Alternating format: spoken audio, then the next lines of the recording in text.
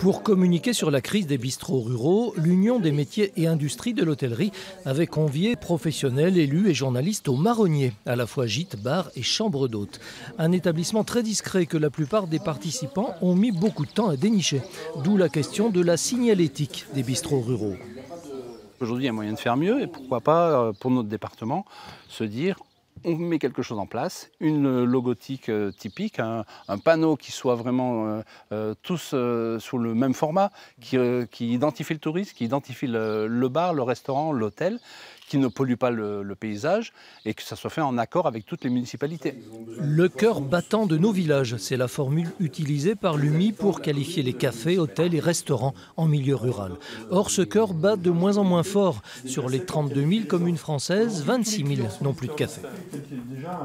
Ceux qui existent encore ont beaucoup de mal à survivre et il faut qu'on trouve des aides, il faut qu'on pense à eux, il ne faut pas qu'on les oublie parce qu'on en perd un par jour et des études qui sont récemment faites par des cabinets spécialisés disent que dans 5 ans on aura perdu 40% de nos bars, cafés, restaurants à la campagne.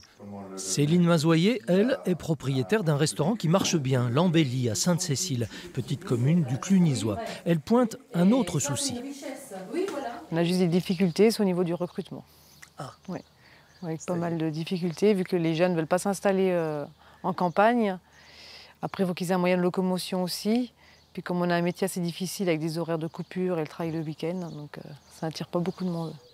Café associatif, café culturel, volonté de certains maires de garder ou de rouvrir un bistrot. Voilà sans doute les pistes pour redonner un cœur battant au village.